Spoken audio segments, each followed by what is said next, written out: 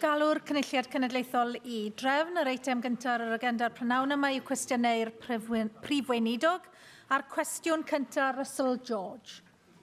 Diolch, Llywyd. Will the First Minister make a statement on the Welsh Government's support for major events in Mid Wales? Well, this year we have supported a range of sporting and cultural events in the middle of Wales, including the Machynlleth Comedy Festival, the Hay Festival, the World Alternative Games, the Tour of Britain and Wales Rally GB. Thank you, First Minister. I appreciate your answer.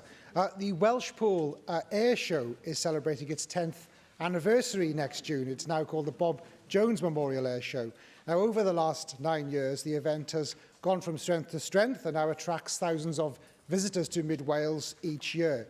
It's previously played host to the Red Arrows, the RAF Falcons Parachute Display Team and the Battle of Britain Memorial Flight and Typhoon. Now, I would like to extend an invitation to you to attend the event next year, but in the meantime, I would be grateful if you could outline what kind of financial and logistical support the Welsh Government is able to provide such a major event in Mid Wales. Well, I can say that I am aware that a request for funding has been made to support the event next year, and officials will be in touch with the organisers shortly. Simon Thomas. Diolch Llywyd. Ac argymell gwyl gomedi Machynlleth, mae'n werth mynd iddo yn bennad. Mae'n cael ei defnyddio I practiso ar gyfer gwyl Caeredin, felly mae'n o safon arbennig. Ond gai droi at seiclo, achos mae seiclo, chi newydd cwbwyll un o teithiau baic pwysig sy'n digwydd yn Canolbarth Cymru, a mae yna cyfleoedd DV I ddatblygu seiclo yn Canolbarth Cymru ar gyfer gwyliau, ar gyfer digwyddiadau mawr, ond ar gyfer twristiaeth yn ogystal. Mae yna datblygiad yn cyfyrddin I ddatblygu'r velodrome fyna, I wella yr ansawdd fyna. Mae yna cynlluniau yn Aberystwyth I gael adnodd seiclo ar y cyd gyda Brifysgol. Be mae Llywodraeth yn gallu gwneud I gefnogi mwy o digwyddiadau seiclo yn y Canolbarth? Wel, wrth gwrs, mae yna sawl corff sef Sustrans enghraifft a hefyd awdurdodau lleol yn ystyried ffyrdd I greu llwybrau seiclo enghraifft. A ni wedi cefnogi nhw yn y gorffennol a edrych I gefnogi cynlluniau da yn y pen draw. A hefyd, wrth gwrs, ni'n gweithio gyda Fforwm Twristiaeth Cymru, Canolbarth Cymru, a hefyd cynghorau Powys a Cheredigion mwyn datblygu y cyfleon yn fwy. Cwestiwn 2, Caroline Jones. Diolch, Llywyd. Will the First Minister outline the actions the Welsh Government is taking to tackle homelessness in South Wales? Yes, the Housing Wales Act 2014 does ensure that everyone who is homeless or at risk of becoming homeless gets the help they need. Statistics show homelessness was successfully prevented last year for 65% of all households threatened with homelessness. Thank you, First Minister. Councils across Wales are targeting the homeless and seeking to ban rough sleeping. Yet these same councils are doing very little to secure accommodation for those individuals who find themselves with no choice other than to sleep rough. Neath Port Talbot County Borough Council and South Wales Police have started a clampdown on antisocial behaviour and under this guise are targeting rough sleepers in Neath Town Centre under Operation Avalanche. However, Neath Port Talbot Council have not opened any additional homeless shelters or increased the availability of social housing. First Minister, what can the Welsh Government do to prevent local authorities from victimising the most vulnerable in our society and instead concentrate upon eradicating homelessness, looking at the causal factors of each homeless person? Will the Welsh Government ensure there is sufficient social housing stock and encourage local authorities to convert some of the many empty properties they own to provide emergency accommodation for homelessness until an individual, and I'm not a clairvoyant, and solutions. The main objective. Can you come to your question, please? Sorry. Yes. Can instead of people opposing homelessness and putting people in prison for vagrancy, can we please look at a plan to help the homelessness? Thank you. Well, I do oppose homelessness. Secondly, vagrancy hasn't been a crime for a while. We're not branding people anymore, as was the case many years ago. But the point is this: prevention is the key here, and the fact that 65% of all households threatened with homelessness were helped before they became homeless is important. It's hugely important to have social housing. That's why, of course, We have a target of 20,000 homes to be built in the course of this government, and of course why we are ending the right to buy. There's no point trying to fill the bath up with a plug out. So we know that there will be much more housing available in the future for people, trying to deal with the damage that was created in the 1980s as houses were sold and not replaced. And of course, we want to make sure that local authorities use the Supporting People programme and the Homelessness Prevention Grant in order to make sure that people who become homeless are helped, rather than the homelessness problem that was very much created by the Tories in the 1980s. David Melding. First Minister, the member for South Wales West was quite right to point out the number of empty or unavailable homes at the moment, over 20,000. That's actually more than your target for affordable housing in the whole of this Fifth Assembly term. It does seem to me that there are lots of people there who are not only in danger of homelessness, but have not been able to form their own household and having to stay in accommodation they'd rather leave. And one way of tackling this, in part, would be to look at those homes that are not currently in use. We have a successful record on that. If memory serves, some 6,000 homes have been brought back into use through the Empty Homes Initiative. And the member is quite right to say that whilst there are houses that are empty and people who need homes, then that situation needs to be rectified. And the fact that so many thousands of homes have been brought back into use is a sign of that. Bethan Jenkins.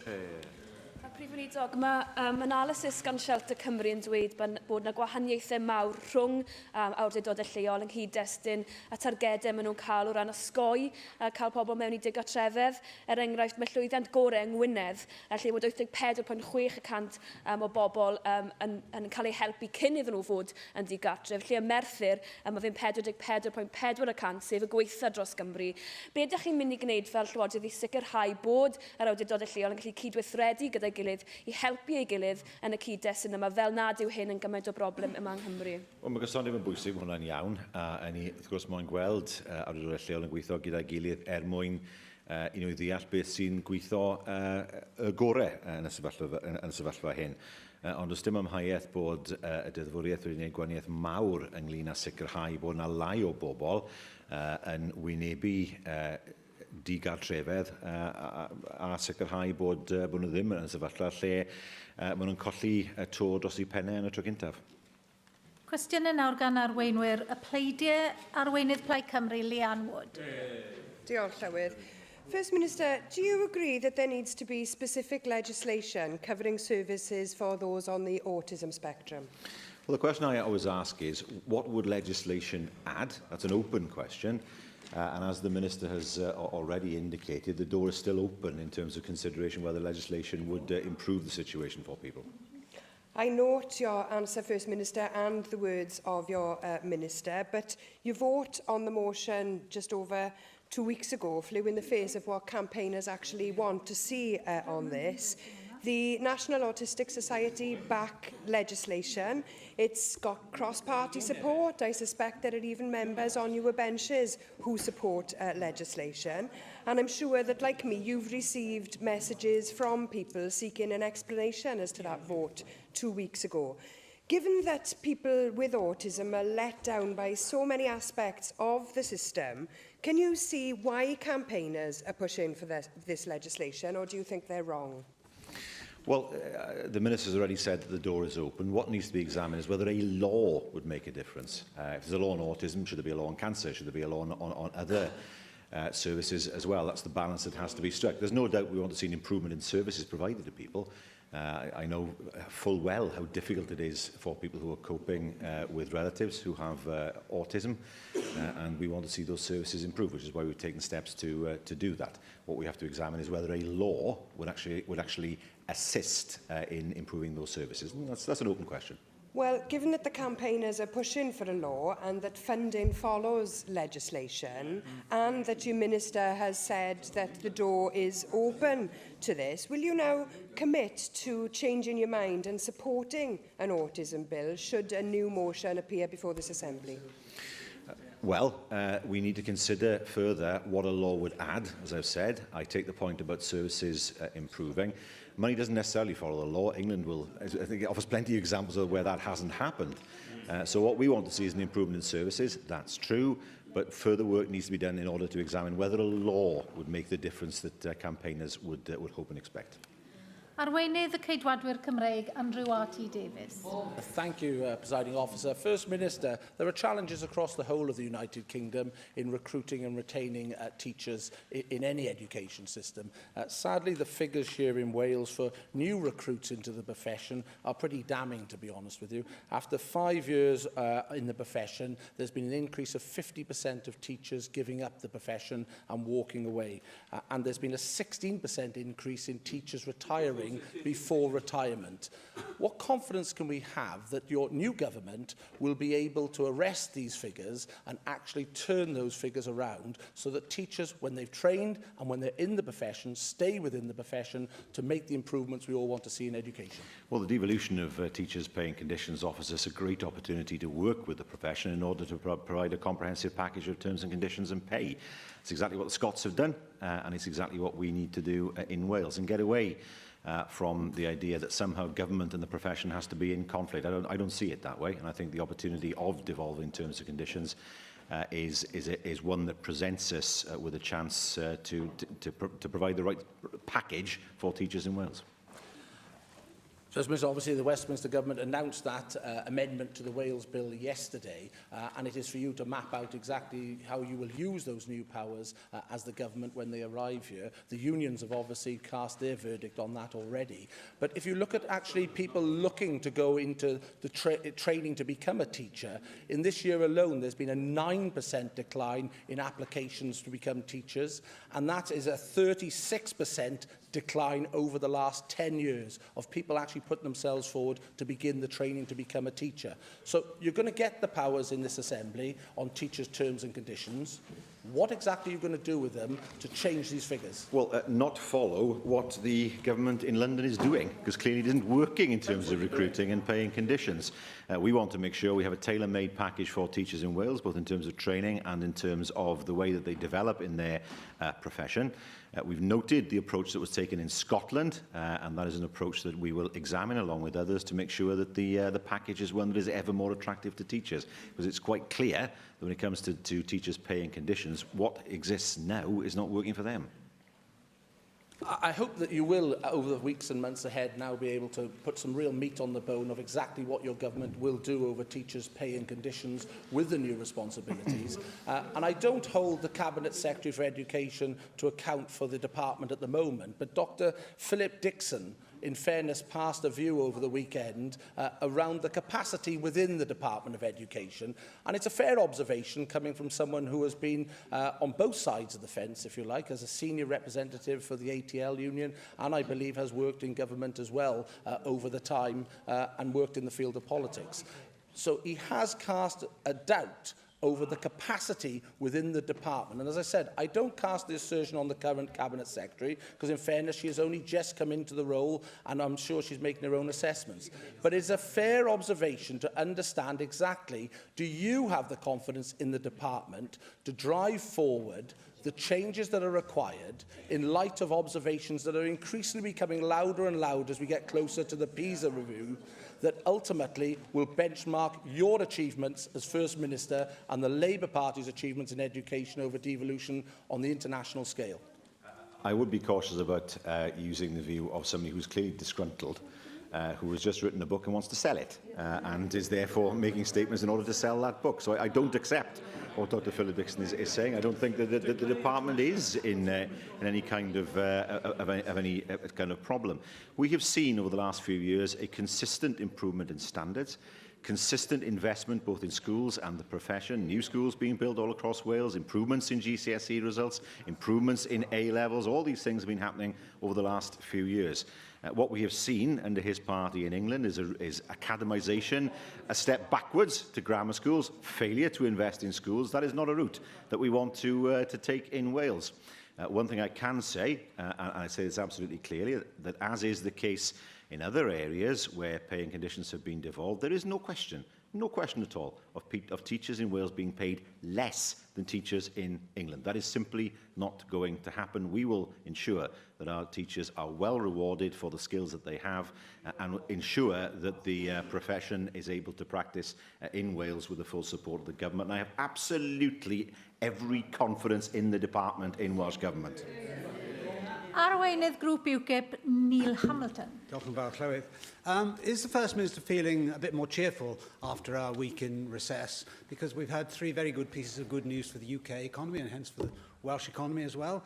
In the meantime, Nissan has approved a plant for 600,000 cars a year to be made in the northeast of England. The French insurance giant AXA has, after having put on ice its building of its tallest tower in the City of London, has decided to go ahead with it. And in the 3 months of September, the UK growth figures were positive, 0.5% growth, compared with the negative forecasts of 6 months ago by the Treasury and the OBR.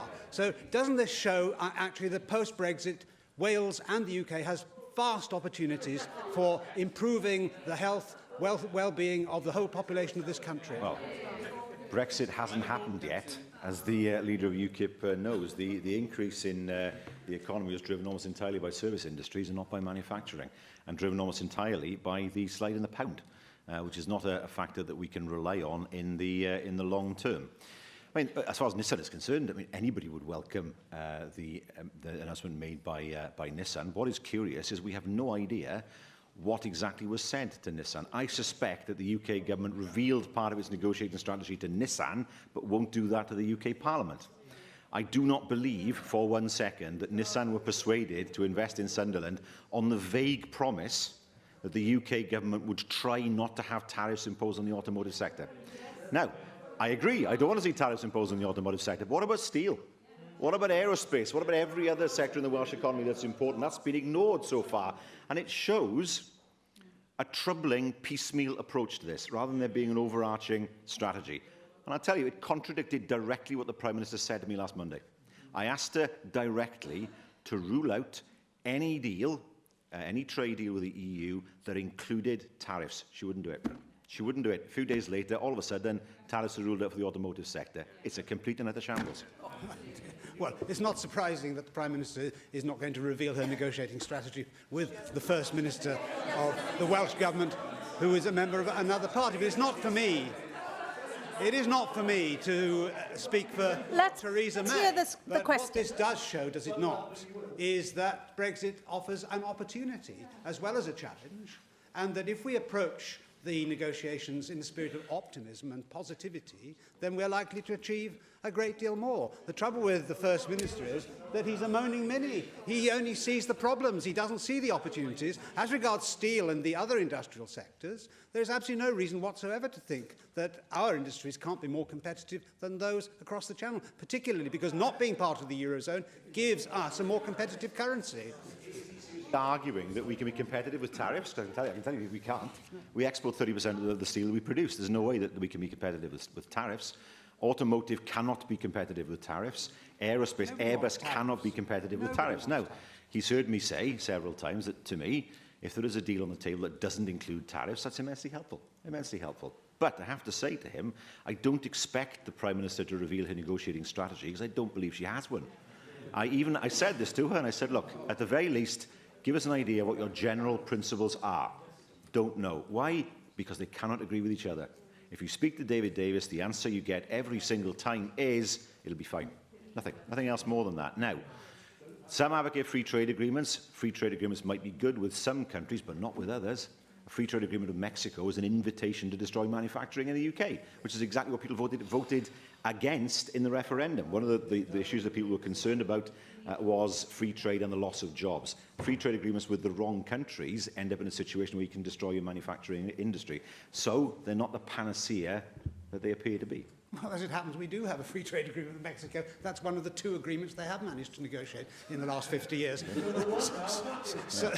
So that rather invalidates the First Minister's point, doesn't it? But there's another interesting event that happened during the course of the last week. I don't know if the First Minister saw the election result in Lithuania, where the Peasants and Greens party went from having only 1 seat in the Parliament to having 54 out of 141, having got 40% of the vote. And the debate in Lithuania on immigration is the mirror image of what it is in this country. We have been debating the problems of immigration. They've been debating the problems of emigration, because they've lost 15% of their population in the last 10 years since the Labour government opened the floodgates in 2004 and allowed 150,000 Lithuanian citizens, in effect, to emigrate to this country. So does the First Minister see the opportunity here with a country like Lithuania that sees free movement of labour as being part of their problem, albeit for the opposite reasons that we see it in this country, and that we may be able to form alliances with countries like Lithuania to achieve a common objective, albeit for different reasons? So the answer is to build a wall. No. I mean, he seems now to be the inheritor of Khrushchev and worrying that the Berlin Wall disappeared so that we could not prevent this flood of people coming from Eastern Europe. Well, if that's the policy he wants to espouse, then fine. The reality is there are plenty of people. There are 1.2 million UK citizens who live in the rest of the European Union. Are we to say to them, well, actually, they should be thrown out of the countries where they live, and they should return back to the UK? He used the word floodgates. He used the word floodgates. He knows how inflammatory that word is. He cannot moan. Talk about moaning. He cannot moan once he's used the word floodgates. The reality is that the farming industry will still need people from Eastern Europe to work in the farming industry. Whatever happens with Brexit, they will not be able to recruit locally. I take the point, of course, that people have been unhappy with the current system of freedom of movement. That, to me, is apparent in the vote. But the reality is there will still be a need for people to move across boundaries in order to provide the labour that industry needs. Farming won't survive without the labour that it can get in from Eastern Europe, because they can't recruit people locally. Every farmer knows that.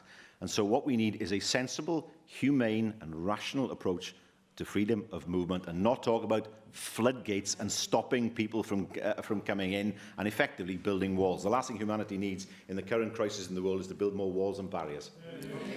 Cwestiwn 3, Gareth Bennett. Diolch, Llywydd.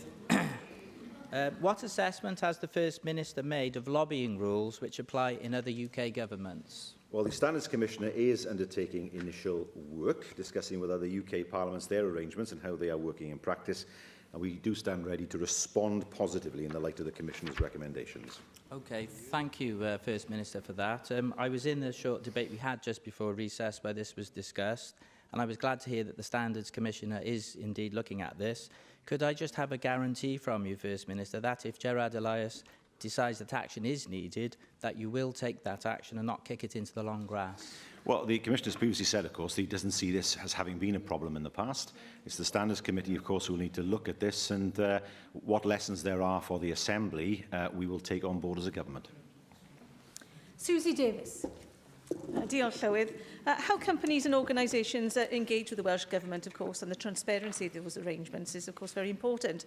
But your own website states that we aim to be open and responsive to the needs of citizens and communities.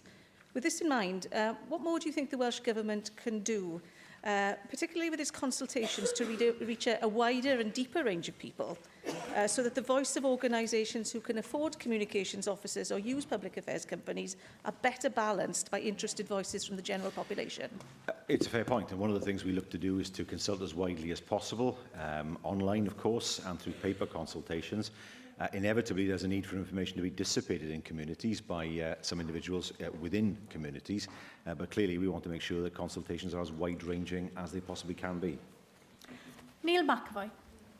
Diolch, Llywydd. First Minister, on the 12th of July, you said on the record that lobbyists don't have access to Welsh ministers. Are you aware that on the 27th of October, your Minister for Finance was pictured on Twitter attending an event with a commercial lobbyist? Are you aware that tomorrow, on the 2nd of October, the Cabinet Secretary for Communities and Children is a keynote speaker at a commercial lobbyist event.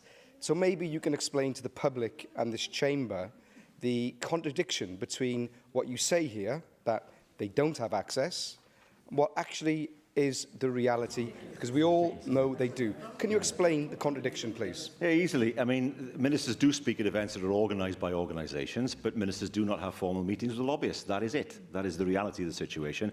If he is saying that no minister should ever meet, either formally or informally, with anybody who is remotely connected to a lobbying organisation, that's just impractical, given the size of Wales. I mean, it's impractical for members of his own party. The last thing I'd suggest is for members in this chamber, is to say to members they should never, under any circumstances, meet anybody connected with a lobbying company. Clearly, that's not practical. But what we do not do is meet formally with lobbying companies if they seek meetings with the ministers. Those meetings never happen on a formal basis. Cwestiwn 4, Nick Ramsey. Will the First Minister make a statement on levels of business rates in Wales? Yes, for 2017 to 18, the estimated amount of non-domestic rates which will be distributed to local authorities and police and crime commissioners in Wales is £1.059 billion. That is set out in the draft budget. Thank you, First Minister. I'm sure you're aware of the massive new level of uncertainty, particularly in rural areas, that's been heaped on small businesses by the huge cost swings resulting from business rate revaluation. Now, I appreciate overall it's cost neutral and there are always going to be winners and losers, but businesses in Monmouthshire are facing an 11% hike in their rates that, if implemented, will threaten to put many of them out of business. Do you agree we need to fully understand the consequences of this revaluation before the implementation and, at the very least, look to provide support for those businesses worst affected? Well, there will be support because in response to the revaluation, a new £10 million transitional relief scheme will be introduced to assist small businesses whose entitlement to small business rates relief is adversely affected. That will be fully funded by the Welsh Government. David Rees.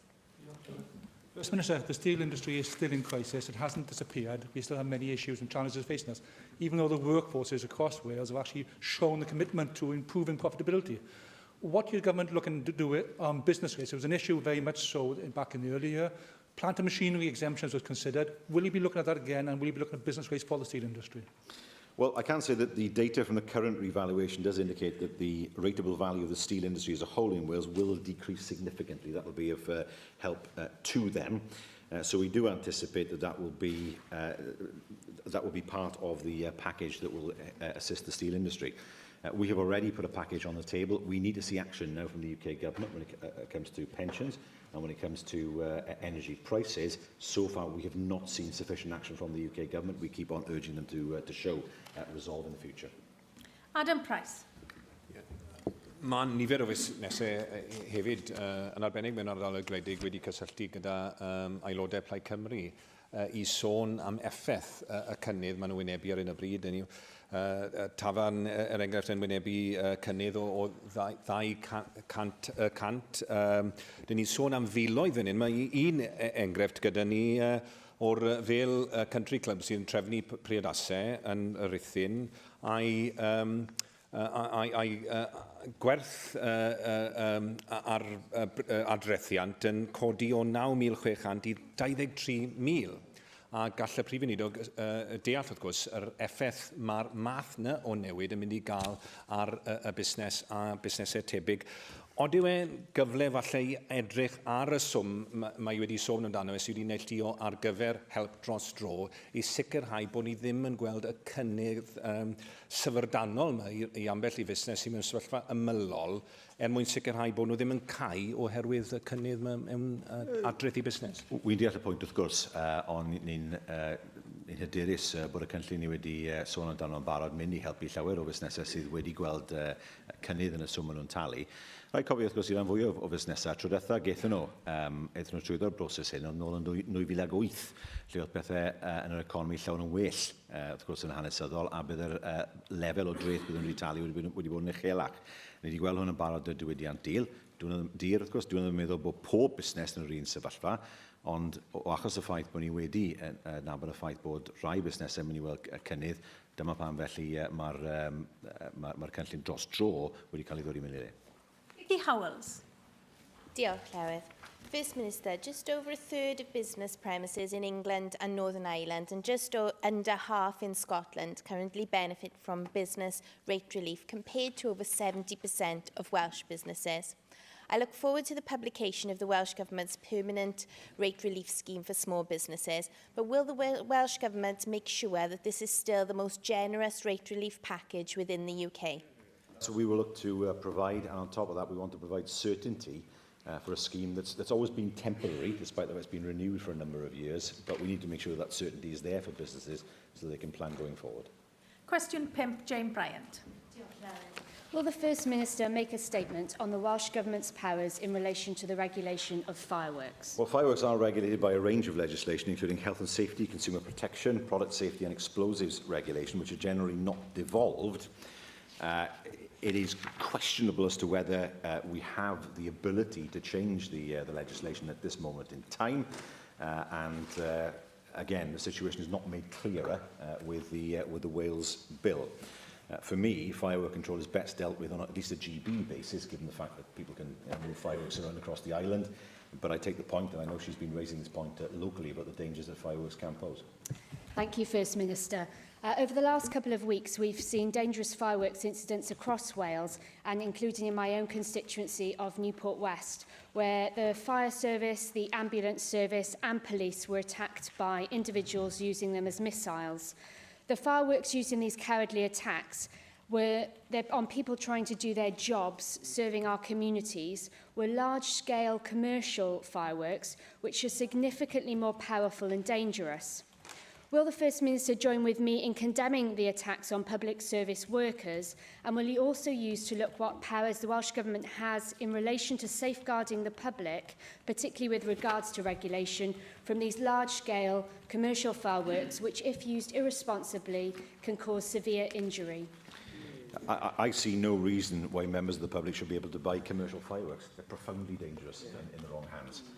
People are not used to fireworks of a certain power in terms of how far back they've got to stand. You can't just light them with a taper. They have to be lit with an electronic charge.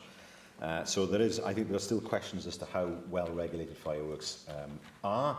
It is an offence to let off fireworks at certain times of day. It is an offence to buy fireworks under the age of 18. But if anybody is attacked with a firework, that is already an offence and they should be prosecuted for it. Mohammed Ashkar. Presiding Officer, I am sure our whole Assembly will unite in condemning the mindless stupidity of those involved in attacking the emergency services with fireworks in Newport. The British Fireworks Association has warned that any further restrictions on the sale and use of fireworks would lead to a sharp rise in unregulated and untraceable sales. Fire chiefs have already warned that more restriction would lead to an increase in illegal imports. Does the First Minister agree that any proposal to restrict the sales of fireworks should only be actioned following the widest consultation with the industries and other stakeholders in Wales? Look, I do believe that if you're under 18, you shouldn't be able to buy fireworks. I think, if I remember rightly, fireworks are categorised. Category 4 fireworks can only be used by professionals. I think there needs to be an investigation into whether some fireworks sit in the right categories. So rather than look at implementing a more widespread ban on the use of all fireworks, I think there is a case for looking at the power of some fireworks and as to whether they should in fact be available to members of the public, or are they best left in the hands of professionals. Question 6, Neil McAvoy. Will the First Minister make a statement on ensuring ministers' diaries are available for the public to scrutinise? We are currently undertaking a review to ascertain the best method of publishing details of ministerial meetings and diaries. Just wonder whether the First Minister would accept a tip off me, basically go into Outlook and press print. Is the First Minister aware of the quite dreadful impression that his government ministers are giving the public of Wales, that they feel that they don't have to declare who they're meeting with and for what purpose? It's completely unacceptable that a freedom of information request has been put and has been refused. Will you ensure that the diaries are published? Well, if he's talking about his freedom of information request, and he's nodding at that, he put in requests for every single meeting over the past 5 years. He should not be surprised then that he did not get a response for that. But if he makes a more defined request, of course, these meetings can be released. They're not secret per se, but nevertheless, I can say to him that we are looking at how we can retrospectively release details of meetings. It is happening to an extent in Westminster, it's happening to an extent in Scotland. I'm keen that we keep up with the best practice. There's no question of publishing ministerial engagements in the future, but I see no reason why we cannot do this for engagements that have happened in the past, and we will seek to find a way of doing that. David Melding. First Minister, can I welcome the review? And I think it is important that you look at other jurisdictions, because we should attempt to follow best practice. And if that changes current methods, I think that just shows you that the government is doing the right thing and not acknowledging that past practice was in any way deficient. But standards do change, technology changes, what's possible changes, and I think we want to be, the best and not lagging. No, I agree with that, and as I say, the review is currently being undertaken to see how best that information can be released, so that it's clear who ministers are meeting, and that's something that I'm keen to progress with as soon as possible. Cwestiwn 7, Angela Burns. Diolch, Gareth. First Minister, will you make a statement on the Welsh Government's plans to support renewable energy production during the 5th Assembly? Well, renewable energy is an important part of the energy mix, and we need to support a prosperous and secure low-carbon Wales. Our ongoing support has delivered dividends for Wales so far, and my Cabinet colleague Leslie Griffiths will make a statement on our energy priorities next month.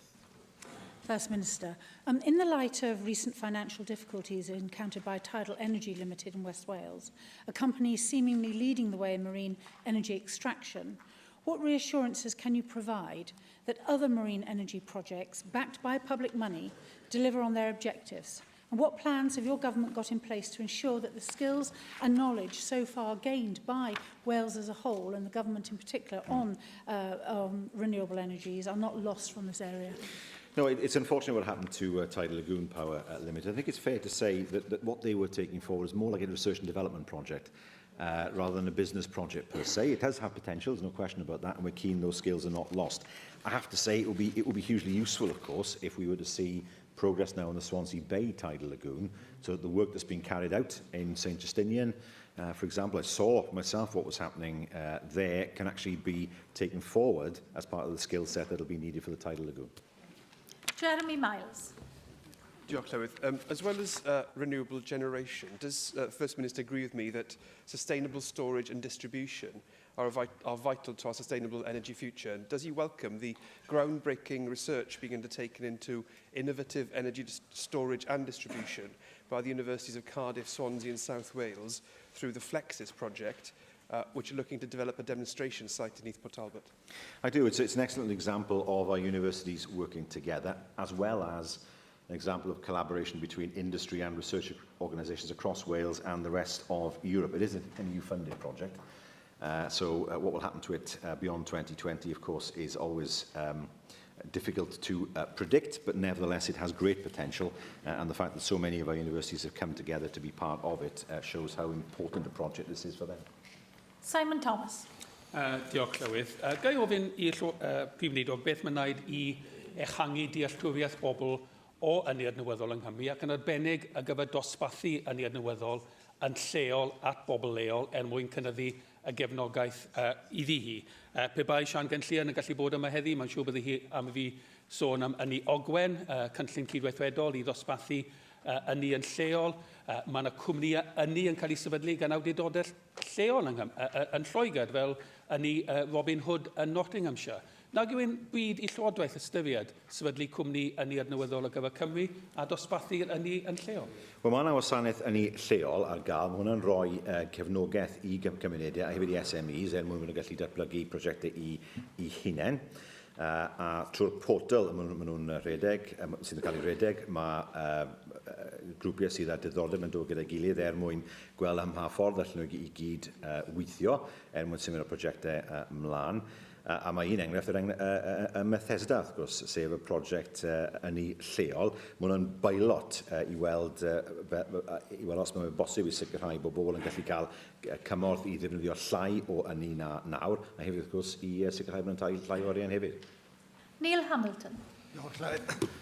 Whilst there is a role for renewable energy at the margins, does the First Minister agree that an even greater reliance upon renewable energy than we currently have is likely only to impose prohibitive costs upon people? Between 2014 and 2020, already it's estimated that the average cost of green subsidies and carbon taxes is £3,500 per household.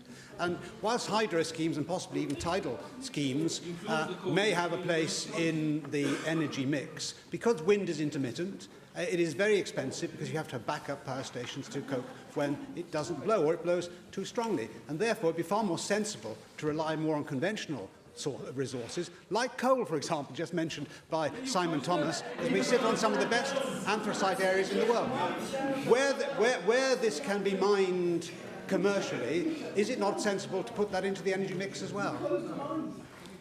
Well, the air is redolent with irony when I hear that comment. I have to remind the member he was part of a party that deliberately closed down coal mines, even those that were profitable. Even those that were profitable, they closed down. At that time, coal, in his mind, was finished. I mean, the reality is that the deep mining is not a reality for most of Wales anymore. Most of the pits are closed down. They've been built over. Their shafts were filled in. He talks about mining economically. He's talking about open cast. Now, if he wants controversy, I suggest that he talks to people who live next to open cast sites and the way they feel about it. So what he's advocating is either more open cast or more imports. We have to remember there is no way we can produce the coal that we would need to fuel our power stations. There's no way we can replace the liquid natural gas. 25% of it that comes into the UK comes through Milford Haven. And there are two questions there. Firstly, it is more expensive because of the slide of the pound. And secondly, energy security. We don't want to be too dependent on importing energy from elsewhere. But the reality is the coal industry was hammered in the 1980s. It was got rid of quite deliberately. And he can't turn around now and say, well, actually, what we want is more coal, when he did more than anybody else to ensure there was no coal there in the first place. Question 8, Michelle Brown. Thank you, Presiding Officer. Will the First Minister make a statement on waiting times at Ysbyty Glan-Clwyd, please? Yes, we expect the Health Board to continue to improve access to services, including, of course, reducing waiting times across the full range of services. Does the First Minister think it's acceptable for someone experiencing chronic knee pain to have to wait 10 months to see a consultant? And what does the First Minister propose to do about it? Well, she was obviously referring to a constituent who's contacted her. It's difficult to comment on an individual case, but if the constituent wishes through her to refer the constituent's situation to me, I will, of course, look at it and write back to her. Mark Isherwood.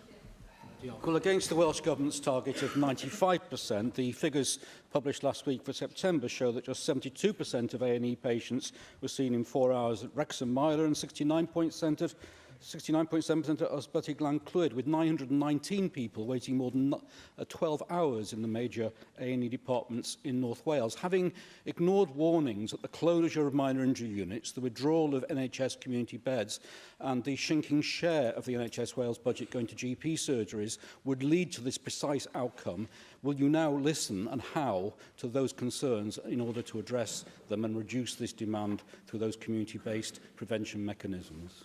Well, this from a representative of the party of Jeremy Hunt. I can say to him that the latest published figures prove that the majority of patients, nearly 8 out of 10, are seen, treated, admitted or discharged very quickly and within 4 hours of their arrival, despite actually an increase in attendances involving the elderly with complex needs and high acuity and high dependent patients.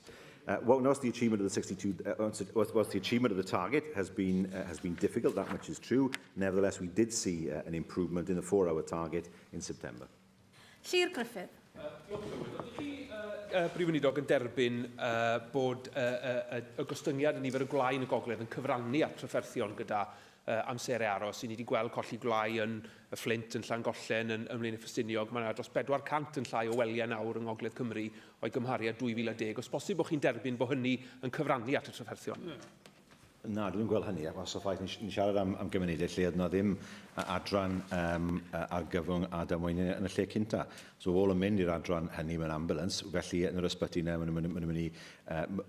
ysbyty yna maen nhw'n mynd i fynd mewn ni, so felly na le bydd yr pwysau yn dod. Ond serch hynny, wrth gwrs, ni'n gweld bod mwy na 8 mas o 10 o bobl sydd yn mewn i'r adrannau argyfwng a damweiniau yn gadael y fewn 4 awr.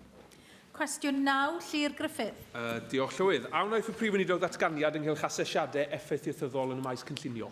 Mae ffurflenni sy'n asesu'r effaith ar y iaith yn rhan anatod o'r arfaniadau canolydwyedd sy'n cyd-fynd â chynlluniau datblygu lleol. Falle bydd y hangen hefyd yn achos ceisiadau cynllunio ar gyfer sefleoedd ar hap mewn ardaloedd sy'n arbennig o sensitif yn amgylcheddol fel yn nodir yn y cynllun datblygu. Diolch i chi am eich ateb, a chi'n berffaith iawn. Maen nhw yn allweddol fel rhan o'r broses. Yng ngofid i serch hynny yw ansawdd rhai o'r asesiadau impact ieithyddol yma. Maen nhw'n cael ei gynhyrchu yn aml iawn heb i plismona yn iawn, allai bwyntio at enghreifftiau lle mae yna dystiolaeth amheus dros ben yn cael ei gyflwyno fel rhan o asesiadau yma, ac wrth gwrs mae'r rheini wedyn jyst yn cael ei derbyn yn aml iawn gan awdurdodau cynllunio, a mae yna benderfyniadau yn cael ei gwneud ar sail beth fydden ni'n ddadlau yw tystiolaeth wallus. Felly beth mae'r Llywodraeth yn wneud i sicrhau bod asesiadau yn cael eu heddlu a bod yr asesiadau hynny yn rai o ansawdd sydd yn gosod cynsail teg ar gyfer penderfyniadau? O'r gyntaf, wrth gwrs, os mae'r asesiadau yn rhan o'r cynllun datblygu, felly mae'r arolygydd gallu negu barn a sicrhau bod y cynllun yn iawn ynglyn â'r iaith. Yn ail, wrth gwrs, os mae yna unrhyw broblem yn codi gyda asesiad lle bydd y cyngor yn derbyn yr asesiad gwalla sydd yn yr asesiad, mae yna gyfle, wrth gwrs, i wynedogion i ystyried a dilyn cais i gael ei alw mewn i'r Llywodraeth. Paul Davies. Diolch, Llywydd. Yn ei llythyr i'r ymgynghoriad i fewn i tan 20 yn gynharach eleni, dywedodd Comisiynydd y Gymraeg fod hi'n bwysig bod awdurdodau lleol yn derbyn canllawiau clir i sicrhau fod yna gysondeb ar draws Cymru pan ddaw hi asesiadau ieithyddol y maes cynllunio. Gallwch chi felly cadarnhau heddi fod eich Llywodraeth chi yn golygu sicrhau fod yna ganllawiau clir yn mynd i gael ei gyhoeddi pan fyddwch chi yn wneud penderfyniad yn y maes yma? Wel, mae hynny'n iawn, achos mae'n holl bwysig i sicrhau bod yna gysondeb yn y system cynllunio. Yn gorffennol, oedd systemau gwahanol yn cael ei ddefnyddio gan rai awdurdodau lleol, a wrth ystyried tan 20, ni mwyn sicrhau bod y tan mor glir sy'n bosib. Diolch i'r Prif Weinidog. Yr eitem nesaf ar yr agenda yw datganiad gan y Prif Weinidog ar yr Undeb Ewropeaidd a threfniadau pontio, a dwi'n galw ar y Prif Weinidog Carwyn Jones. Diolch yn fawr, Llywydd. Wel, ar ôl y referendwm Ewropeaidd, nes i ddweud byddwn ni'n cadw'r cynulliad, byddwn ni'n gweud wrth y cynulliad yn gwmws beth yw'r datblygiadau, a hefyd rhoi cyfleon aml i'r cynulliad i roi sylwadau o fewn i'r siambr hyn, ac wrth gwrs i ddadlau'r sylwadau hynny. Members know that I attended a plenary session of the Joint Ministerial Committee last week, hosted by the Prime Minister in Downing Street. My Scottish and Northern Irish counterparts were, of course, also present, and I was accompanied by the Cabinet Secretary for Finance, Mark Drakeford. So, before I report on the JMC, it'll be useful to set out some context on related matters. We know from the Prime Minister's earlier statements that the UK Government intends to invoke Article 50, pressing the trigger on exit negotiations no later than the end of March next year. We also learned that the so-called Great Repeal Bill, which will in fact transfer EU law into domestic legislation at the point of the UK's exit from the European Union, will move forward, although there are questions as to how that works in the devolved context. The approach is broadly sensible, in my view, but again, there are complex issues, as I said, including the relationship of European law to devolved matters. Where European legislation falls within devolved competence, it will, of course, be for us in Wales to decide in due course which parts of European law we may wish to preserve or repeal. So, with our Cabinet Subcommittee on European Transition is meeting regularly and will report to the full Cabinet before Christmas. Beyond this, ministers are working across portfolios to take views and debate issues so that the Welsh Government is able ultimately to reflect a broad spread of opinion across the country. The Council for Economic Renewal, the Valleys Task Force, the HE Brexit Working Group, roundtables for stakeholders on environmental and agricultural issues are all examples of how government is stimulating debate and contributions on EU exit issues. As members know, our European Advisory Group is also contributing to medium and longer-term thinking about what sort of Wales we want to be outside the EU, and to plan for scenarios for different possible outcomes to the Brexit negotiations. That group brings together opinion from across the spectrum and a range of expertise and authority from civil society. I'm especially grateful to members of this group for giving their expertise freely and for the collaborative manner in which they are contributing to the Welsh national interest. So I return now to last week's Joint Ministerial Committee. This was the first meeting since the referendum of political leaders from all parts of the UK in the same room and at the same time. If anything, approaching a consensus UK position is possible, then it's through this forum where it has to be agreed. I've made clear my view that the UK government should seek such consensus and the endorsement of the Assembly and the other devolved administrations for its negotiation framework. So I set out our priorities for Wales, and these will be familiar to members here. I was clear that continued free and unfettered access to the single market is our absolute priority. We cannot agree to the imposition of tariffs or non-tariff barriers between the UK and our European neighbours. Any move in this direction would massively undermine the interests of Welsh exporting businesses and immediately impoverish the Welsh offer in the global competition for foreign direct investment.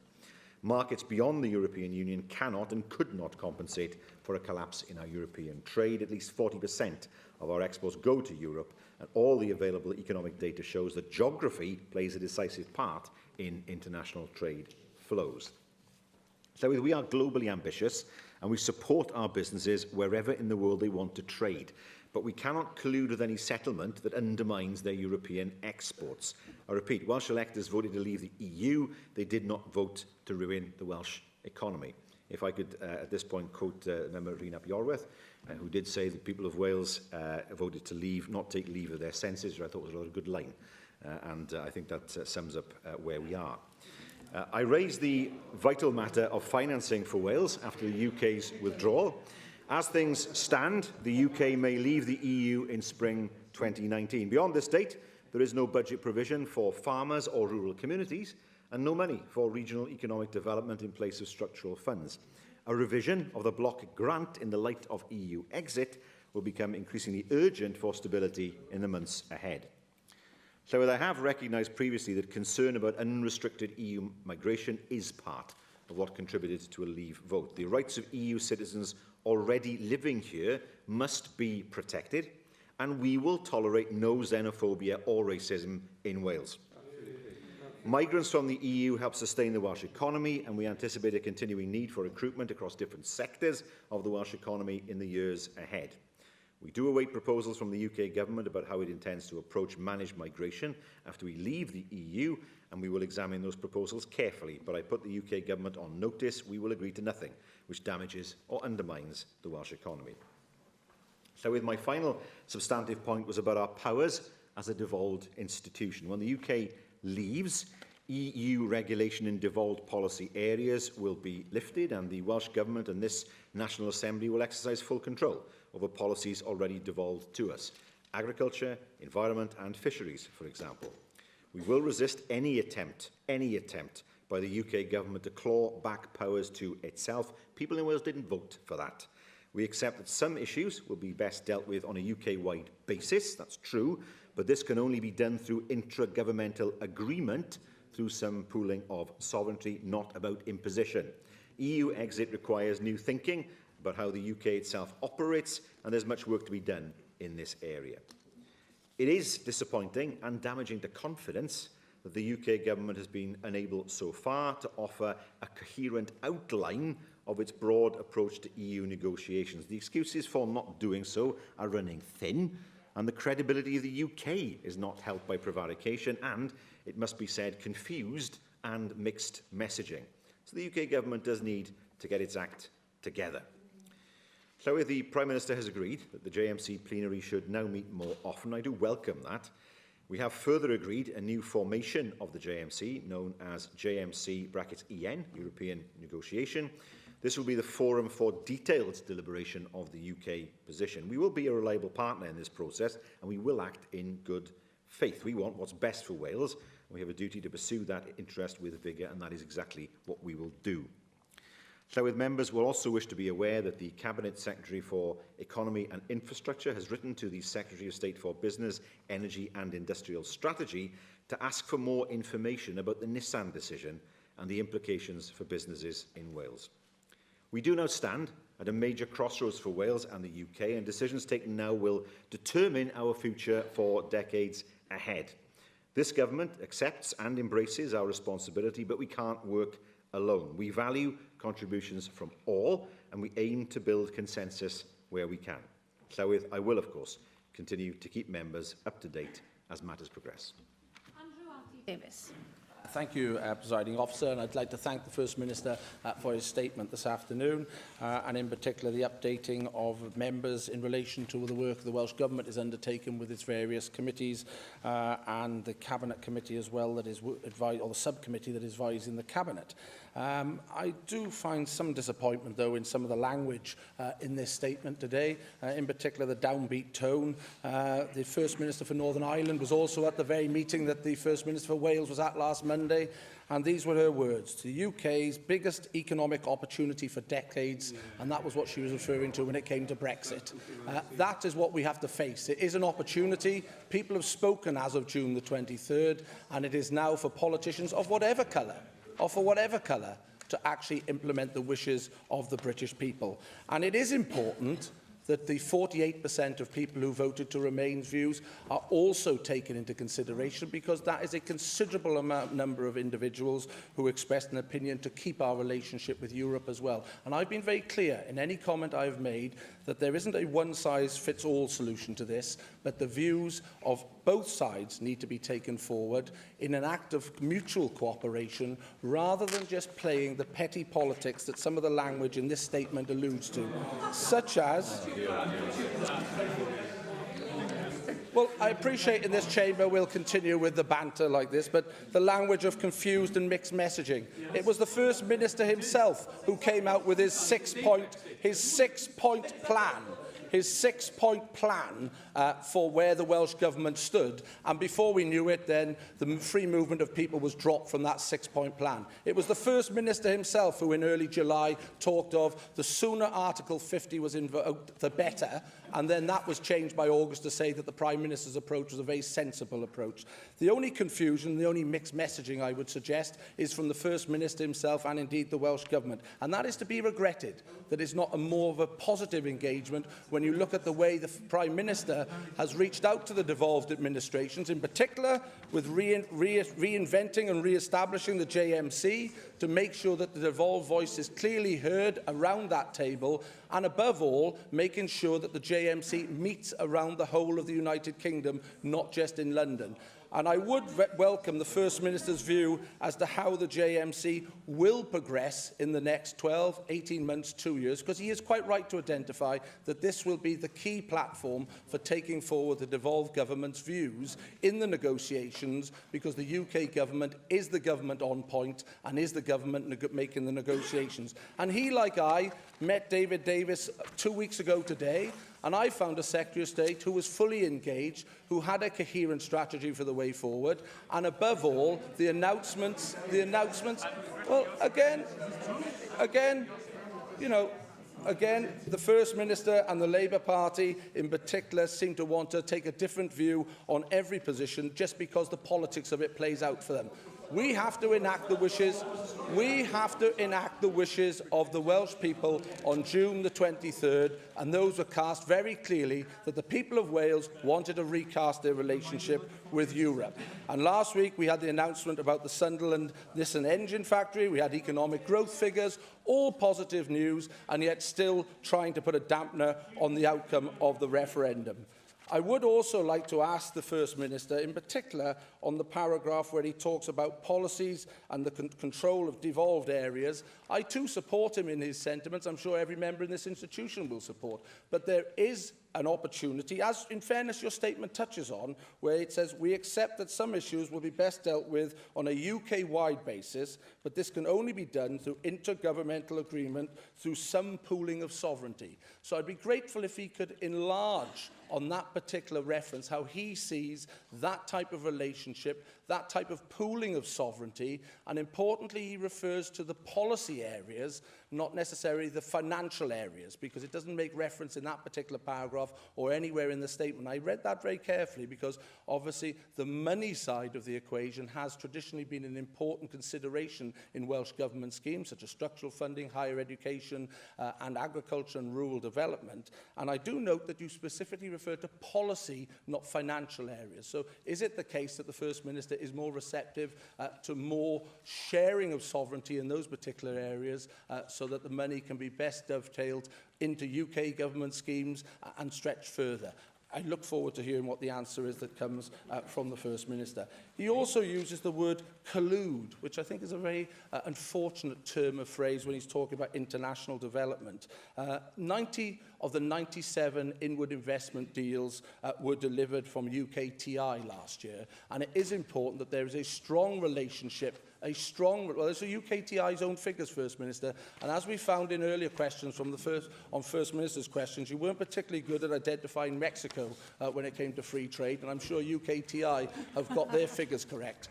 So I'd be grateful again as to how the First Minister will be taking forward the government's position in promoting Wales on the UK platform when it comes to promoting Wales as a good, solid destination for inward investment. Again, another point that Arlene Foster made over the weekend, how she sees this as a unique opportunity to develop the offer, in her case, what Northern Ireland has to offer post-Brexit, and it would be good to hear how the First Minister will be taking those issues forward. I too join him in the points that he makes about racism and comments that have been made in Wales and indeed around the United Kingdom. There is no room at all in any civilised or developed society for such rhetoric, and we should be working across parties to make sure that that is driven out from every walk of life. But it is a fact that the First Minister has rowed back on the principle of the free movement of people, unless he wants to contradict me on that when he does respond to me.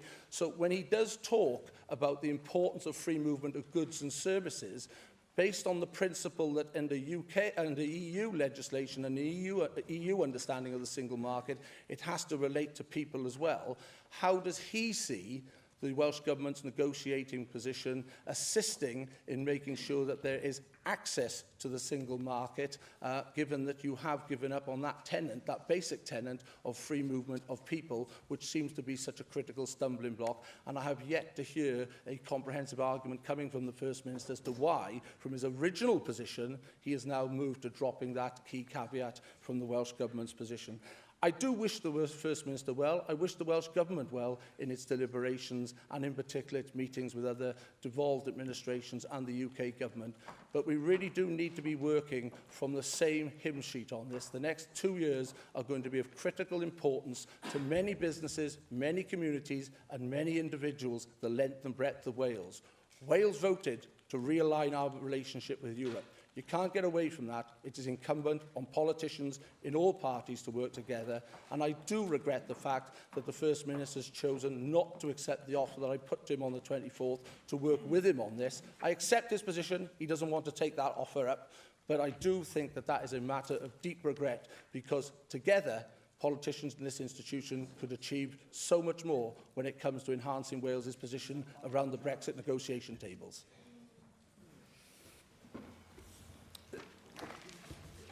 Nobody raises the issue of the UK not leaving the EU except those people who are Brexiters. There's no question the UK not leaving the EU is going to happen. We know that. I mean, that argument has passed. That ship has sailed. It's a question now of working out how this happens. All we know is that the people of Wales voted to leave the EU. We know no detail beyond that. We don't really know what their position would be, for example, if there was a deal on the table that included some kind of partial free movement of people, as long as it involved access to the single market. We just don't know. So we're in a position of having to craft possibilities that are in the best interest of the people of Wales. The reality is, for me, tariff-free access to the single market is the single most important issue. That is the single most important issue. It is also right to say that involves accepting, at least in part, free movement of people. Well, if that is the case, then that has to be looked at, I'm afraid, because access to the single market is the most important issue. There are examples in other countries where there is a modification of the system of free movement. What we do know, what we can read into the result, I believe, in June, is that people weren't happy with the current system of freedom of movement. Beyond that, we don't know what their acceptance would be of any modification of that system. I put forward a 6-point plan in June. I still don't have a plan from the UK government. I still don't know what their plan is. I still don't know what their priorities are. I still don't know what the negotiating strategy is. Now, he met with David Davis. He may have said something different to him than he said to me, but every single question I put to David Davis was met with the answer, it'll be fine. It'll be fine. I said, what about the border between Northern Ireland and the Republic? It'll be fine. Well, it's not fine.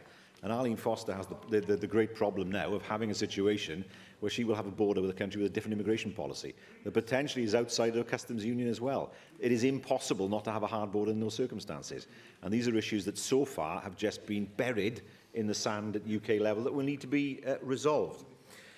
I think the Prime Minister wants to have a sensible approach to this. I think she does.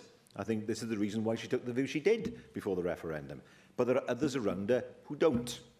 Liam Fox, Peter Lilly, these are people who have said what we need is a situation where service industries have access to other countries in order to allow their manufactured goods to come into the UK. That is a recipe to destroy UK manufacturing. And that is not what people voted for. For me, it's hugely important that we're in a position where we can access the European single market. That much is true, but I will not accept anything that would lead to manufacturing being undermined in Wales. He's talked of free trade agreements. We must tread carefully there. Does he want a free trade agreement with New Zealand? Because what that would mean, the end of the quotas and the tariffs on lamb, with a free flow of lamb into the UK. So we have to be very, very careful about what a free trade agreement actually means and examine very carefully what the details are, which is why it will take many, many years for free trade agreements to be negotiated. There's no way that free trade agreements will be negotiated within 2 years. It's impossible. The deal with Canada took 7 years just to negotiate. Then there's the question of agreement from the UK Parliament, from 2 regional parliaments in Belgium, member states, one of which has already said it will agree to nothing without co-sovereignty over Gibraltar. All these issues have to be resolved. None of this is easy. They have to be resolved, I know that, but to think that this is an easy option, that is far from the case. In terms of devolved areas, well, let me give you one example where it would make sense to have one coherent policy across GB, animal health. There's no sense in having 3 different systems of animal health across Great Britain. And the reality is that, to me, it makes sense to have an agreement between the 3 governments with a common system. That clearly makes sense. There may be an argument of having a common framework for agriculture so that there are no barriers erected within the UK to trade within the UK. That I can see as being something that would have merit. He talks about money. Under no circumstances would it be good for Welsh farming to see the current flow of money from Europe disappear into the Treasury. We get £260 million a year for farmers in Wales. We have a far greater share of the spend that Barnett would give us, far greater spend. So actually, we would be much, much worse off if we were to lose that share of the money. And the worry I have is that in 2020, we'll be told you can have the money Barnettised. We do that, it's a massive cut in Welsh farming, and we would not be able to keep the current subsidy system going. For me, what we need is a guarantee that the current share of funding will continue into the future. That's done, then that will resolve the situation. We have to make sure, of course, we don't end up in a situation where we have the powers, but not the money. And it's hugely important that, as we were told, that there will be a Brexit bonus, that is distributed fairly to the people of Wales. And in agriculture, that means not a Barnettised share. It actually means that the kind of share that we get now. He talks about UKTI. He is wrong about UKTI. We value the work that we do with UKTI. We have a good relationship with them. There is no conflict between us, but the major investment decisions that have come to Wales in the last few years have come through the sheer hard graft of ministers and indeed of officials. Aston Martin, where I was yesterday, being one example of that. That was done entirely by Welsh Government ministers. But we do work with UKTI. They have provided us with assistance in the past, and the relationship is good. And that's going to continue in the future. That needn't change. But we have to understand that there are many, many issues that need to be resolved in a very, very short space of time. We're talking here about 2.5 years to put in place a deal for the UK that will be of benefit to the UK. That is a hugely difficult task. at the very least, it needs the UK government to be able to be in a position to understand where it wants to go at this stage. If it's not at that stage yet, then how on earth would it be in a position to understand what the negotiations should look like over the 2-year period of those negotiations? Now, from my perspective, I'm not starting from the perspective of looking to be publicly critical of the UK government as it continues its negotiations. I would rather be in a position where we had an agreed way forward. I'd rather be in a position we had an agreed way forward. But in March, I would like to see the UK government having taken on board the views of the devolved governments and come to a position that can be agreed by the devolved governments. On that basis, it makes perfect sense then to go into negotiations in March with a united front. But that is the challenge for the UK government. It's no good the UK government saying this is what we're going to do and not look for the views of devolved governments or their agreement. If we're going to get this right for the UK, we need as much agreement as possible in order to make sure that over the next 2 years, we don't end up in a situation where we take a huge economic hit. Steffan Lewis. Diolch, Llywydd. I thank the First Minister for his statement today. He and I, of course, will disagree and will have differing views in terms of the need for a more urgent and more clear position on the part of the Welsh Government in relation to our withdrawal from the European Union. But I'd like to focus my questions to him on what has been secured in the recent JMC plenary meeting. In his statement, he mentioned the need to ensure, as far as possible, a UK-wide consensus. What is crucial in this respect is, of course, the appropriate mechanism for that to be achieved. He's mentioned that the JMC will have a new body, the JMC-EN. Can he inform us if the UK Secretary for exiting the European Union will be made accountable and answerable to that new JMC body, or will it be more of an advisory body for the civil service of the United Kingdom government? Is it that body's role to seek either a shared UK position that he talks about, or will there be an ability through that JMC body to secure bespoke Brexit arrangements for each constituent part of the United Kingdom? I wonder if he can give us a sense of whether that body is going to be the basis for the UK Brexit negotiating position.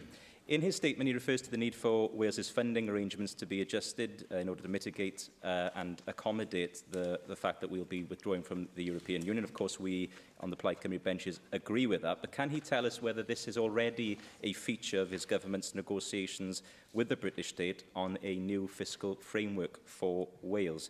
Will that framework from the outset factor in the impact of Brexit, or will we need to renegotiate a new fiscal framework almost immediately on adopting the very first one?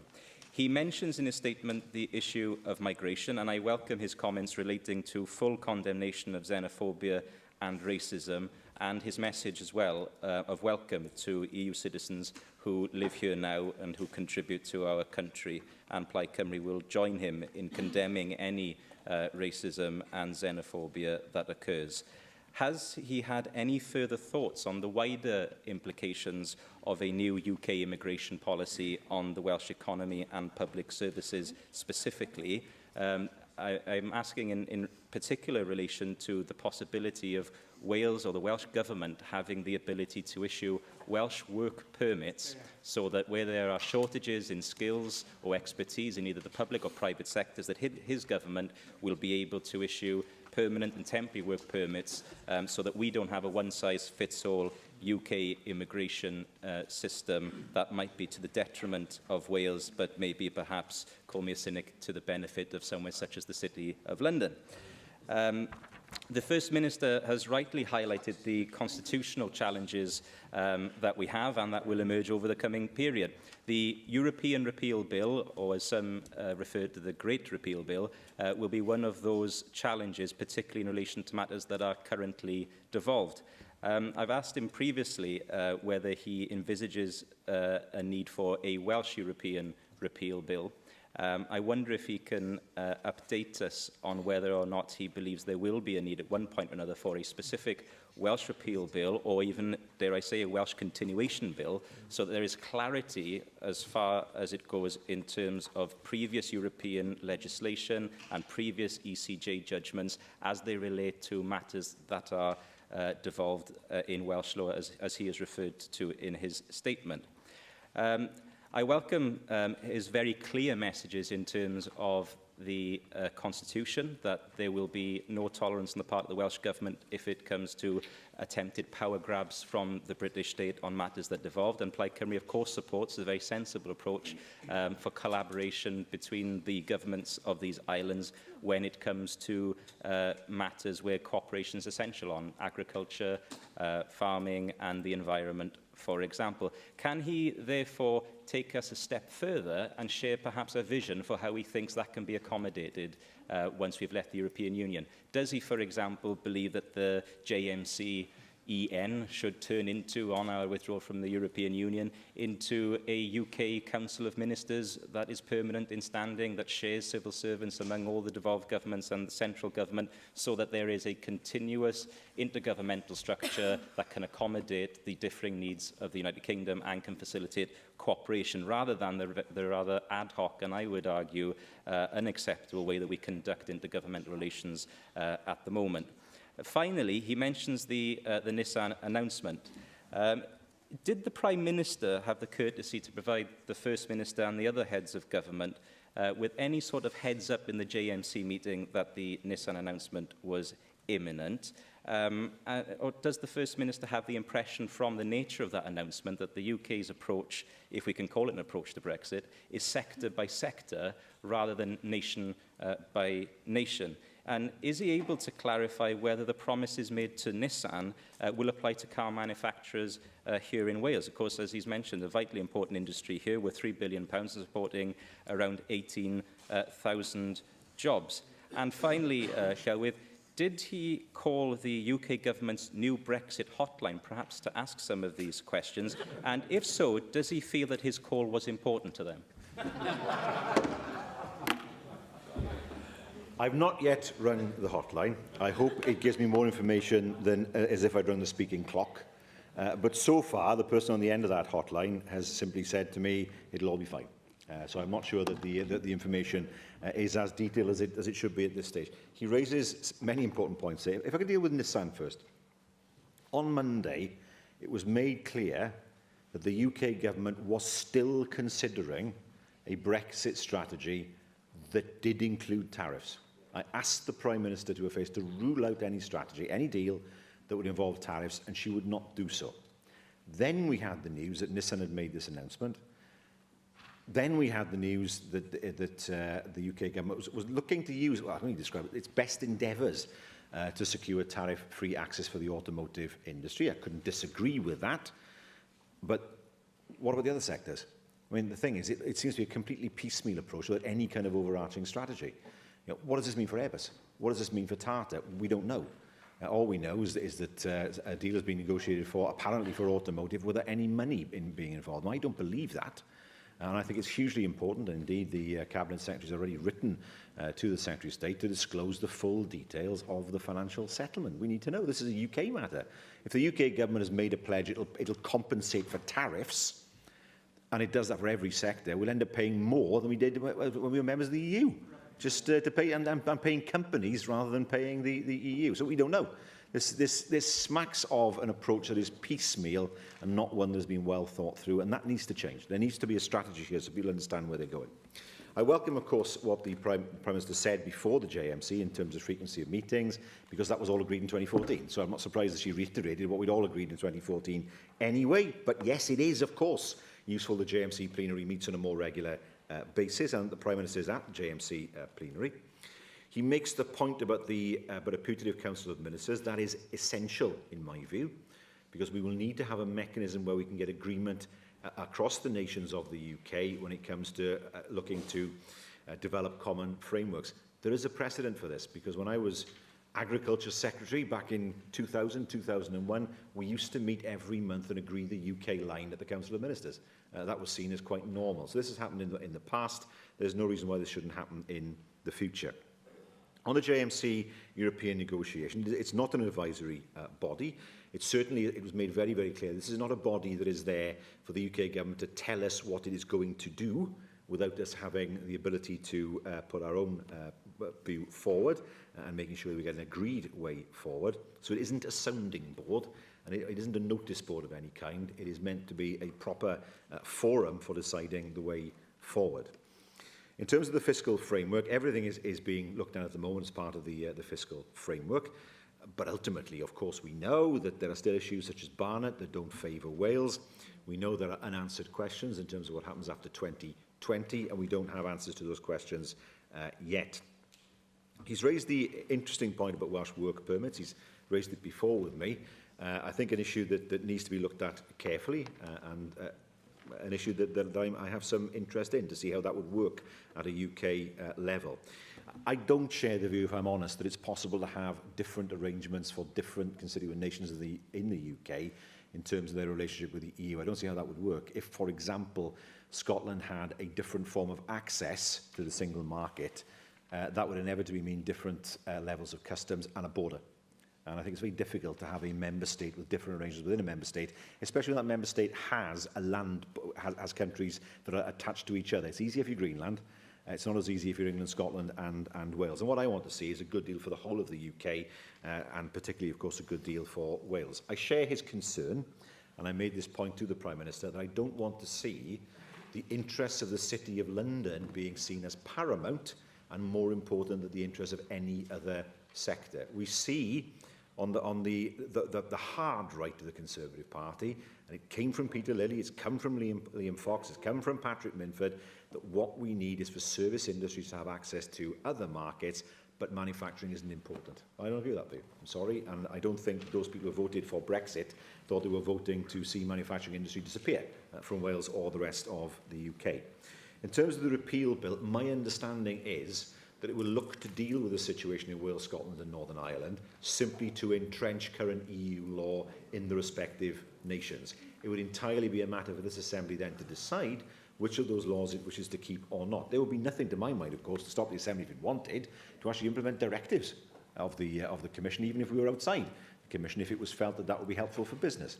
You know, these are all issues that will need to be explored. But again, the alleged Great Repeal Bill can't be used as a mechanism for removing the powers of this Assembly and the people of Wales. That is not what the people of Wales voted for in 2 referendums.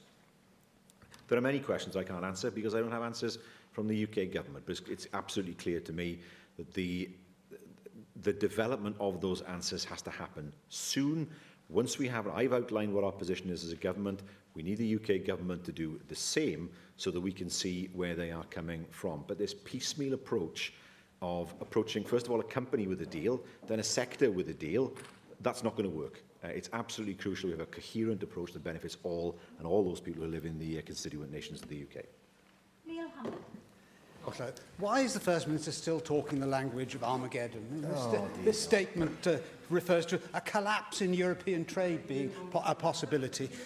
Even if we don't actually tie up any deal with the EU, it's impossible for there to be a collapse in world trade. Can the First Minister confirm to me that last year the UK exported to the EU £135 billion in goods and £89 billion in services? That's £110 billion less than they exported to us. It is massively in the interest of the EU to enter into a free trade agreement with us, because if they don't, they'll be cutting off their noses to spite their faces. The British government does not, as I understand it, want to see tariffs imposed on exports between the EU and the UK on either side.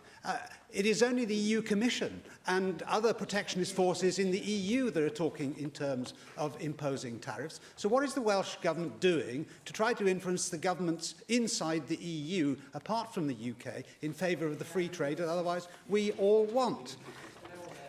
The average tariff that the EU imposes against third countries is only 1.1%, and 75% of all traded goods and services trade freely between the EU and the rest of the world on a zero tariff. So isn't it utterly inappropriate to talk in terms of a collapse of European trade between Britain and the EU being a possibility?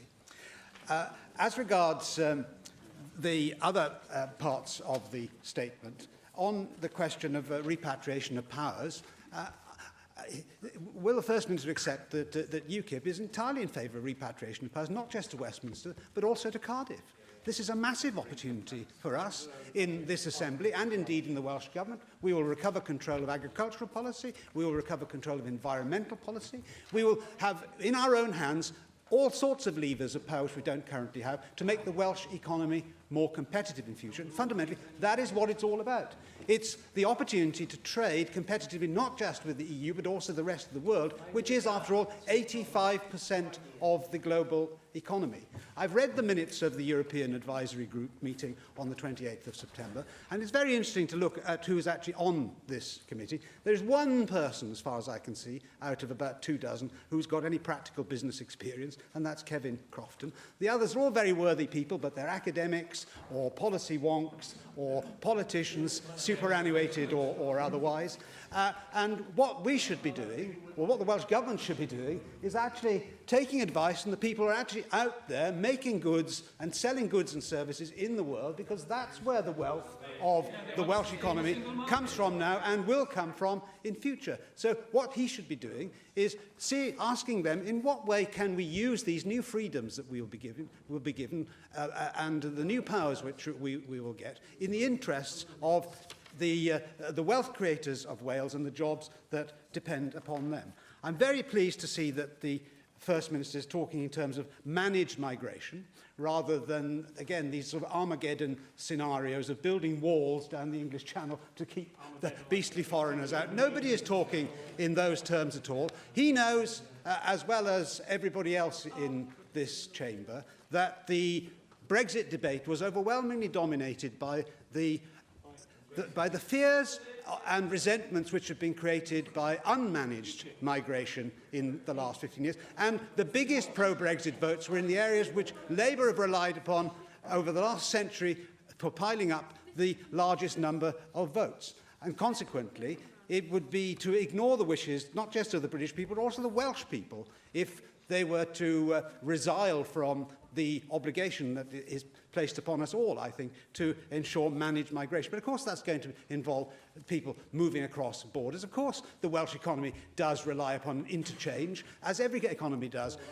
apart from closed systems like North Korea, for a healthy and growing economy. What matters is what are the terms of that migration policy. And so what we don't want are uncontrolled, unskilled immigration going across borders, because that is what has caused the principal problem. And the biggest sufferers of unmanaged immigration of that kind are those who are at the bottom of the income scale, because that tends to depress wages and hence depress living standards.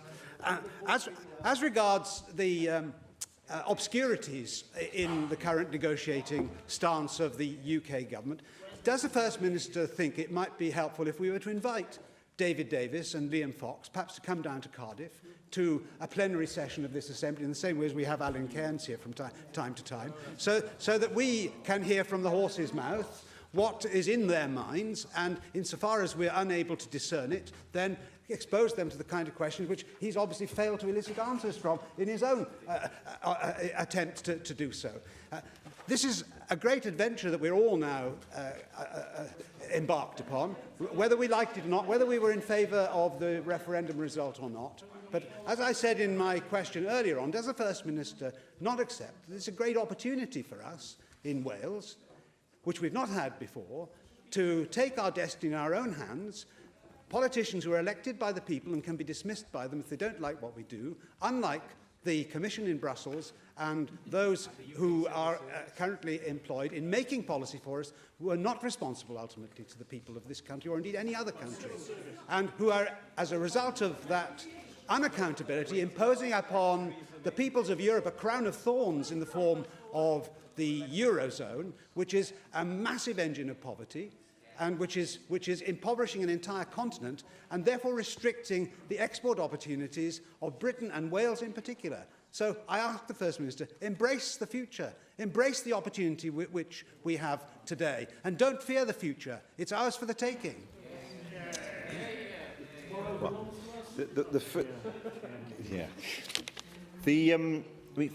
again, I mean, we seem to be re-arguing the referendum in June. There's no point re-arguing that. That is clear, and the result is clear in terms of what the direction is.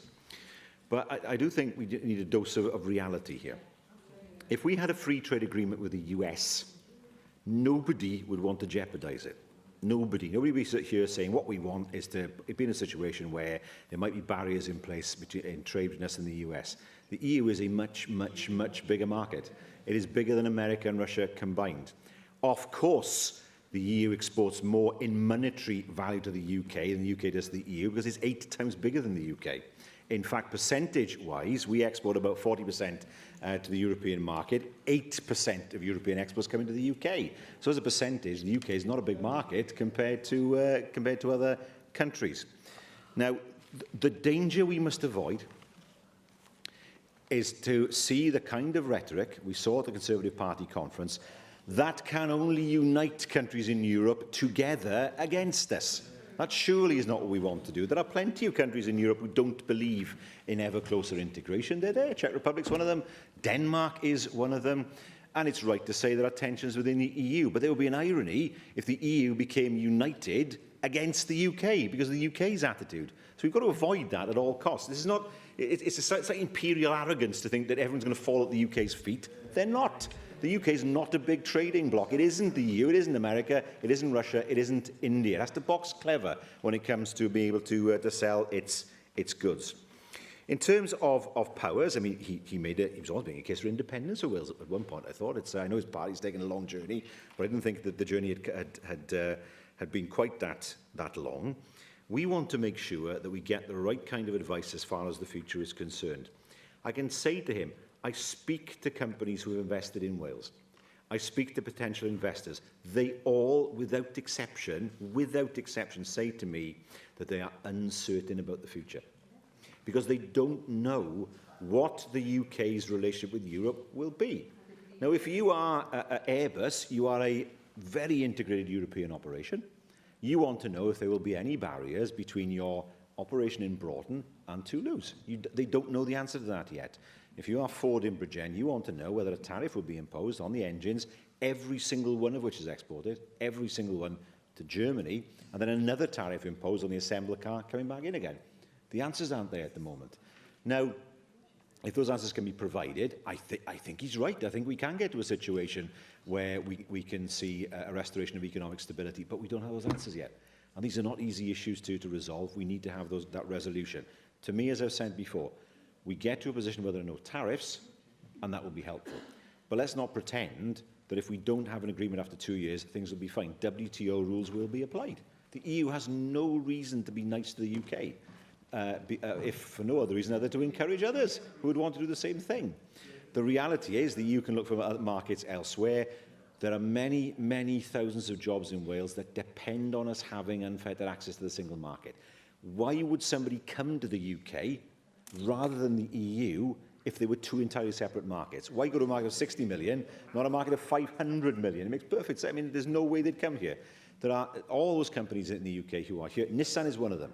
Nissan is only in the UK so it can sell in the European market. That's it. Ford is in the same position. Airbus is in the same position. If they cannot sell without a barrier, of course they can sell, without a barrier being in place, there is no reason for them to stay. And there is no reason for them to come in the first place. So yes, there will be trade, but not at the same level as we're seeing now. If we had a free trade agreement with another large trading bloc, we would not be arguing for a situation that might involve tariff barriers. It seems quite obvious to me and hopefully to others. So there is much work to be done. He talks of opportunities. There are some. State aid rules might not apply as long as you don't have rules imposed by Westminster instead. He is right to say that we can shape agriculture and fisheries, but without the money, we can't do any of this. So there needs to be a financial settlement at UK level that's fair to all the countries that enables us to use our powers effectively. And that's the uncertainty that we face at the moment. We have to make sure that the current situation, which is uncertain, no question about that, is resolved as quickly as possible. At the heart of that is the need for the UK government to declare not what its detailed negotiating strategy is. I don't expect them to have it at this stage, potentially, and I don't expect them to tell us about it. But at least the general principles. What are the red lines? What is acceptable? What is not? We're not at that stage yet. We need to be soon. David Rees. Lewis, and I appreciate the conscious at times. I'll be quick and brief. First, Minister, thank you for your statement. I very much appreciate the update we've received in the agency, and I look forward to scrutinising you next week when you come to the External Affairs and Legislative Committee on this particular issue. I think it's important to highlight that manufacturing is not the price we're going to pay at the expense of, for the financial sector in the south east of England. It will be devastating to my constituency and my constituents, as you already know, the issue of steel and other aspects. So I won't go any further on that point. But in relation to the Great Repeal Bill, and I agree with Stephen Lewis, the Great Bill is sometimes perhaps the wrong term. It's a propaganda, as he highlighted yesterday. The Scottish Parliament External Affairs Committee actually received a report from Professor Sinead Douglas Scott on the possibility of a Continuation Act, which put into place a possibility, if we didn't get the transfer of laws to this Assembly, of ensuring that the reaffirmation of the European laws come to here and we put into place in our laws. Now, it's possible to be repealed by the UK government, but it sets a statement if we find in that the Great Repeal Act actually does try to claw back information. Will you look at this opportunity to see that if the clawback is there, we have an alternative which places this institution at the heart of EU areas of devolved responsibility? I think it's important that we do look at that. Can you also highlight the question as to what discussions you're having with other devolved administrations in relation to actually have the representations to EU states and other EU partner bodies to ensure that our voice is heard in Europe? It is important that we can influence people in Europe to ensure that they listen to our concerns as well. So when they negotiate on the behalf of the EU, they understand the position of the Welsh people, particularly here in Wales. I think that's an important aspect. And in relation to the Repeal Act, have you had a chance to start looking at the possible implications following the Wales Bill? Because clearly the Wales Bill will have a different perspective now, because we'll have reserved powers in this situation. We're already concerned about some of those issues and what impact that may have upon that to affect the Constitution. And I'll also look at, have you had discussions? Because clearly from your statement, UK governments all over the place, and they haven't got any detail at all. Have you had any discussions in relation to issues like procurement and the rules? State aid, for example, will be, I'm assuming, will be WTO state aid rules if we leave the EU without any consideration. So we still be applying state aid rules.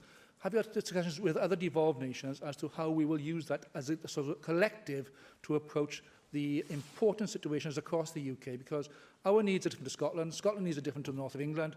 It's important we get a collective view upon that.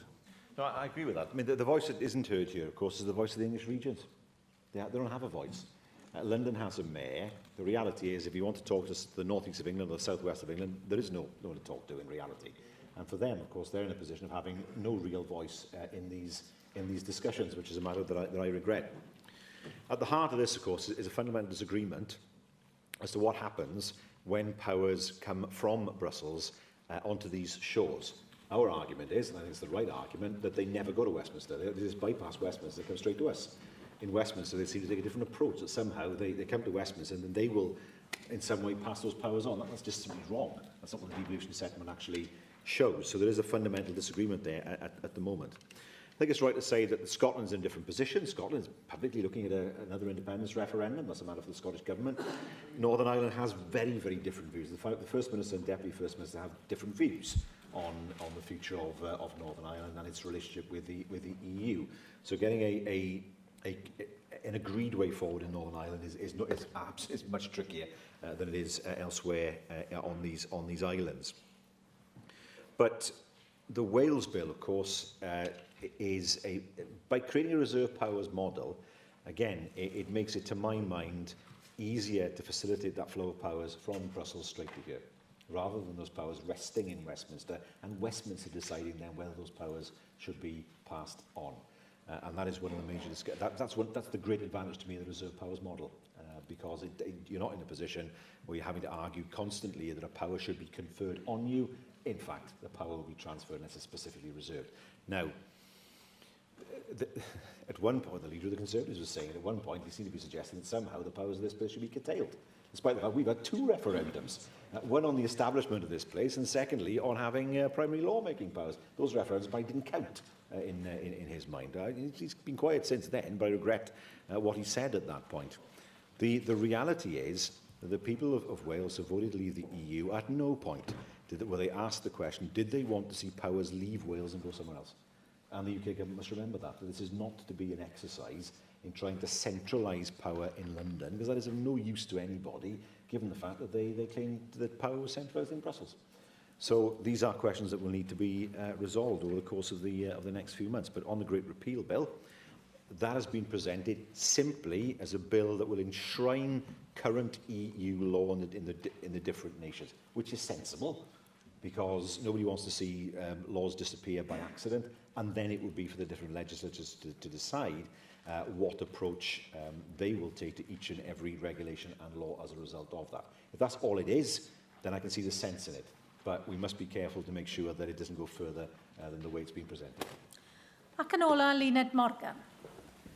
I wonder if the First Minister would agree that whilst some in this chamber may be able to interpret the EU negotiations as a great adventure, others who perhaps don't live in huge houses in the middle of Wiltshire may find that the massive increase that we're already seeing in the cost of petrol, that the increase we're seeing in the cost of food is already impacting on the poorest members of our society. And does the First Minister not agree that, in fact, that the EU project is not just an economic project, that actually it's a political project as well, and therefore, that the negotiations won't just be about whether they want to do a trade deal with us, it's about a political negotiation and belief in a project, and therefore they may actually not want to sign deals that even may be in their economic interest because they want to preserve a political project. And therefore, our power to negotiate is perhaps not as great as some in this chamber may believe. Well, I think it's a strong point to make that you know, it is not the case that it's going to be easy to get agreement from 30 different bodies to a deal. It's just not going to happen. Spain has Spain has got the UK over a barrel when it comes to Gibraltar. It's seen its opportunity and it will argue for co-sovereignty. That's one country that has to be persuaded amongst 27 different countries, 2 regional parliaments and 2 institutions. We know that there are other countries who just don't see the UK as important in terms of their trade. Some countries will, Germany will, and that's probably fair to say. Other countries won't see the UK as important at all. And persuading them that somehow they should sign up to a deal that they will see as favouring the UK unreasonably is going to be a major challenge.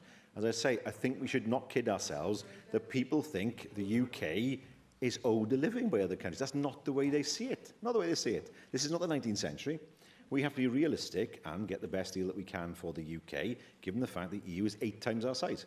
And we have to make sure we get the best deal when dealing with a much larger organisation. But in terms of, another point I think it's worth making, in terms of the complexity of all this, you know, if you look at it, actually, in some ways, it's more complex to see the UK leave the EU than it would have been for Scotland to become independent. Because at least in those circumstances, Scotland and the rest of the UK would still have been part of the EU. Actually, there will be no trade negotiations as part of that process, but actually there will be trade negotiations as part of this process. So this is how complicated this is. In some ways, it's more complicated than Scottish independence. And you know, it's a point that I have to say to members. We must not think this is easy. We must not think the world owes us a living. We can't be arrogant over this more than anything else. But we have to make it work. We have to make it work. And I think all members in this chamber understand that. If we look at it sensibly, we need to have an idea now of what the general principles are the UK government will want to follow. It won't be good enough for the UK government just to turn up and say, this is what we're going to do like an Olympic. I will not be silent publicly if that happens, but I don't want to start from a position of looking to undermine the UK government's position. But the UK government cannot expect to demand the support of the devolved administrations without consulting the devolved administrations properly. The best scenario would be, in March, for all of the governments in the UK to have reached a common negotiating position to show that unity and show that strength. I don't think the UK government wants to go into a negotiation with the rest of the EU, with Scotland and Wales and Northern Ireland publicly critical of the UK. It's not what I'm starting from. I don't want to be in that position. But hugely important then that we get to a point where the UK government produces its hand, as we have done, as Scotland has done, as Northern Ireland has done, so that we can make a success of the next 2 years. Diolch i'r Prif Weinidog. Rwyf wedi derbyn 4 cwestiwn brys.